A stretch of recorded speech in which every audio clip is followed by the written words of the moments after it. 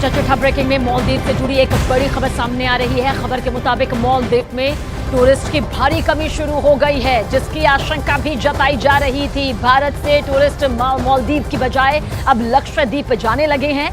दावा किया जा रहा है कि जहां एक तरफ भारत के टूरिस्ट जो है मालदीव में अपनी होटल की बुकिंग लगातार कैंसिल कर रहे हैं, तो वहीं दूसरी तरफ भारत के लोग लक्षद्वीप में धड़ाधड़ होटल और टूरिस्ट स्पॉट्स की बुकिंग करा रहे हैं। दावा यह भी किया जा रहा है कि लक्षद्वीप में मार्च 2024 तक की बुकिंग अब पूरी तरह से फुल हो चुकी है।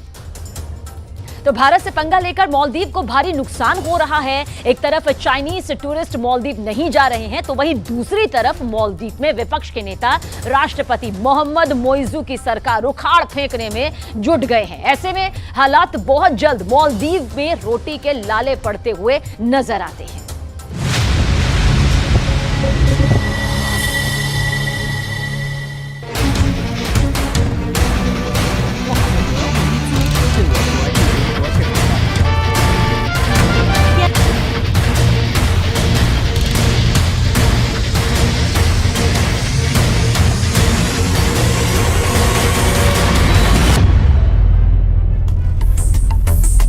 जब किसी देश की मौत आती है तो वो चीन की तरफ भागता है। मालदीव के राष्ट्रपति मोइज़ू की तुलना उस गीदड़ से की जा रही है, जिसके बारे में हिंदी में बड़ा मशहूर मुहावरा है कि जब गीदड़ की मौत आती है तो वो शहर की तरफ भागता है।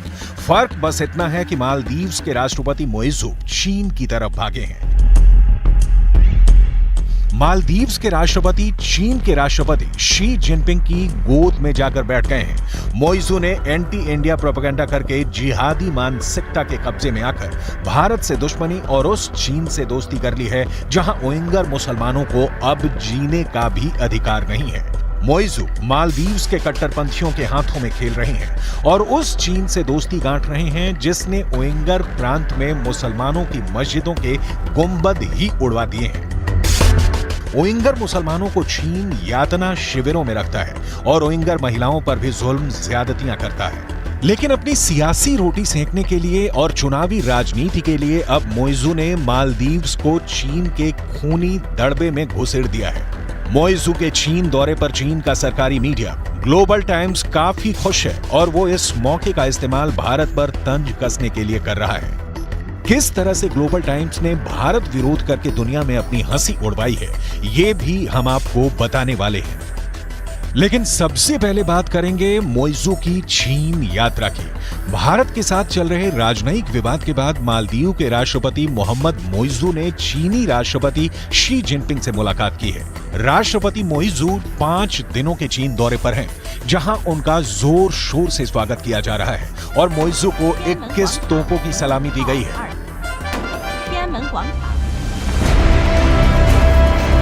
चीन समर्थक माने जाने वाले मोइज़ू का चीन दौरा ऐसे वक्त में हो रहा है जब भारत के साथ मालदीव का राजनयिक विवाद चल रहा है।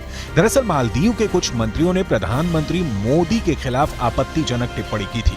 मंत्रियों ने पीएम मोदी के लक्षद्वीप दौरे की तस्वीरों पर आपत्तिजनक ट्वीट किए थे।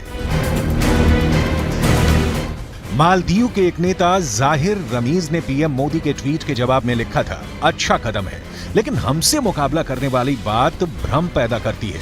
भारत के लोग इतने साफ कैसे हो सकते हैं? उनके कमरों से बराबर बदबू आती है, जो इस राह में बड़ी रुकावट है। मालदीव के नेताओं की इस तरह की टिप्पणी से भारी विवाद पैदा हुआ, जिसके बाद मालदीव सरकार ने खुद को नेताओं के बयान से अलग कर लिया और कहा कि ये उनके निजी विचार हैं।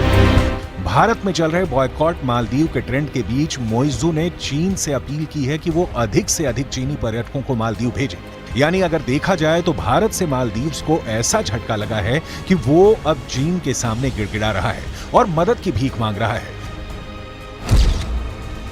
मंगलवार को फुजियान प्रांत में मालदीव बिजनेस फोरम को संबोधित करते हुए मोइज़ू ने कहा, कोविड से पहले हमारे देश में सबसे अधिक पर्यटक चीन से आते थे।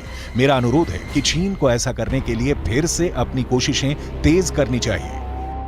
मालदीव के राष्ट्रपति मोइज़ू ने चीनी दौरे पर चीनी राष्ट्रपति शी जिनपिंग के project belt and road initiative की काफी तारीफ की। उन्होंने कहा कि ये प्रोजेक्ट मालदीव के लिए काफी अहम है और मालदीव भी आने वाले समय में BRI के तहत चीन के साथ सहयोग बढ़ाने के लिए इच्छुक है।